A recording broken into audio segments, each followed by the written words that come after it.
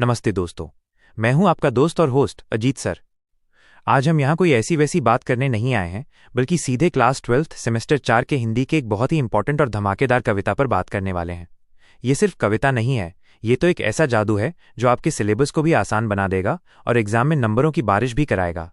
हमारा मिशन है इस कविता को ऐसे मजेदार और धांसू तरीके से समझना कि एक बार आपने ये वीडियो देख लिया तो बस दिमाग में सीधे फिट, हमेशा के लिए हिट। और हाँ, टेंशन मत लो, हम इसे ऐसे समझेंगे कि आप हंसते हंसते सब कुछ सीख जाओगे। तो आज की हमारी कविता का नाम है रोटी और संसद और धूमिल की अंतिम कविता, जिसे लिखा है हमारे क्रांतिकारी कवि धूमिल जी ने। कवि परिचय।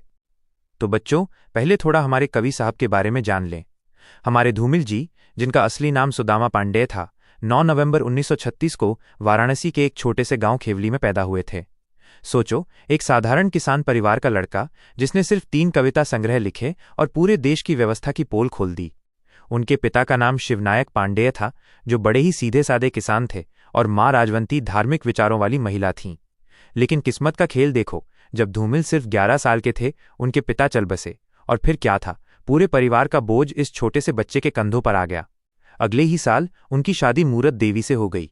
1953 में उन्होंने हाईस्कूल पास किया, लेकिन गरीबी ऐसी थी कि इंटरमीडिएट भी नहीं कर पाए और फिर पेट की आग बुझाने के लिए कोलकाता चले गए। वहां काम नहीं मिला तो लोहा ढोने का काम भी किया।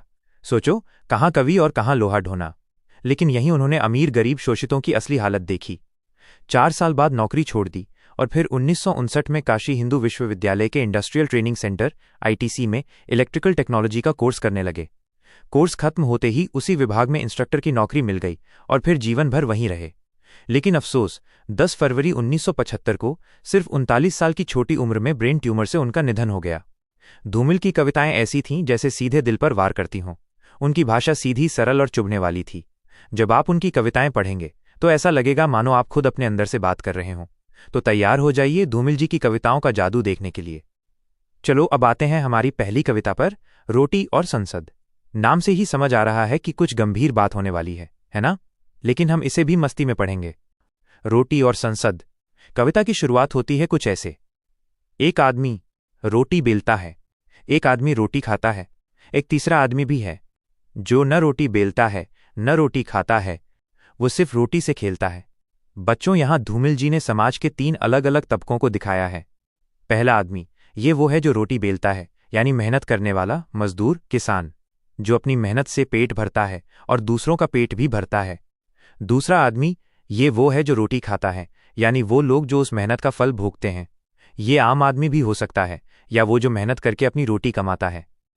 तीसरा आदमी, अब ये है असली ट्विस्ट, ये वो आदमी है जो न तो रोटी बेलता है और न ही खाता है, बल्कि रोटी से खेलता है। ये कौन हो सकता है?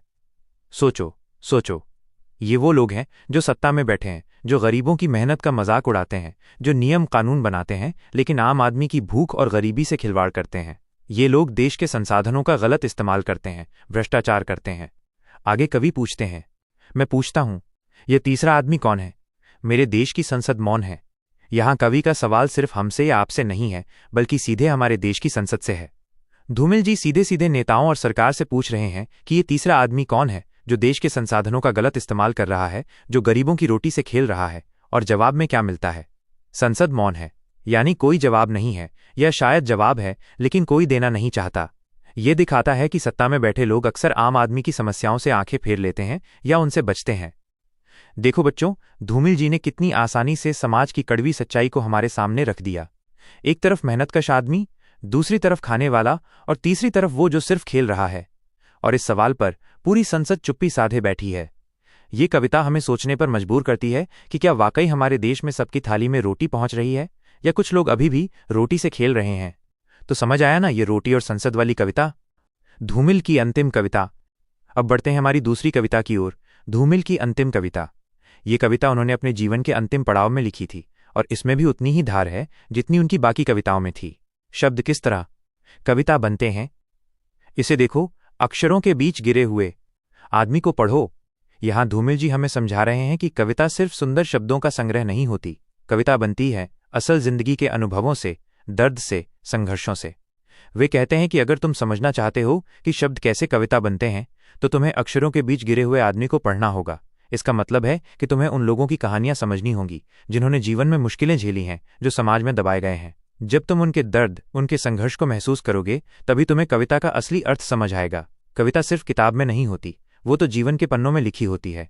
आगे कहते हैं, क्या तुमने सुना कि ये लोहे की आवाज है या मिट्टी में गिरे हुए खून का रंग? ये लाइनें बहुत गहरी हैं बच्चों। लोहे की आवाज, ये संघर्ष की आवाज हो सकती है, हथियारों की आवाज हो सकती है, अन्याय के खिलाफ उठने वाली आवाज हो सकती है। मिट्टी में गिरे हुए खून का रंग, ये उन लोगों के बलिदान की बात कर रही है जिन्होंने अपने हक के लिए, अपने देश के लिए अपनी जान दी है। कवि पूछ रहे हैं कि क्या तुमने कभी इस आवाज और इस रंग को पहचाना है? क्या तुम उस संघर्ष और बलिदान को समझते हो जिसके दम पर समाज आगे बढ़ता है? ये हमें उन गुमनाम नायकों की याद दिलाता है जिनकी कुर्बानियां अक्सर भुला दी जाती हैं।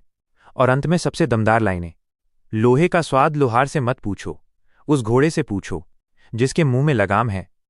वाह, क्या बात कही है। लोहे का स्वाद लोहार से मत पूछो। लोहार तो लोहा बनाता है, उसे पीटता है, आकार देता है। उसे सिर्फ लोहे की बाहरी बनावट और उसे बनाने की प्रक्रिया पता होती है। उस घोड़े से पूछो जिसके मुंह में लगाम है।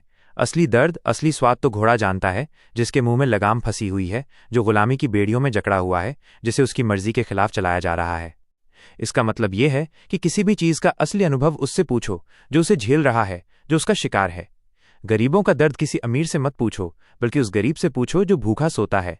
किसी शोषित की पीड़ा उस नेता से मत पूछो जो एसी कमरों में बैठा है, बल्कि उस शोषित से पूछो जो धूप में पसीना बहा रहा है। यह कविता हमें सिखाती है कि सच को जानने के लिए हमें असली भुक्तभोगियों के पास जाना होगा, उनकी आवाज सुननी होगी। सत्ता में बैठे लोग या सिर्फ देखने वाले लोग कभी भी असलियत नहीं बता सकते। तो बच्चों, कैसी लगी ये धूमिल जी की कविताएं? है ना एकदम झकास। इन कविताओं को पढ़कर आपको सिर्फ नंबर ही नहीं मिलेंगे, बल्कि जीवन की बहुत गहरी बातें भी समझ आएंगी। तो मिलते हैं अगली क्लास में। तब तक के लिए पढ़ते रहो, बढ़ते रहो और हाँ, हंसते हंसते रहो। टाटा।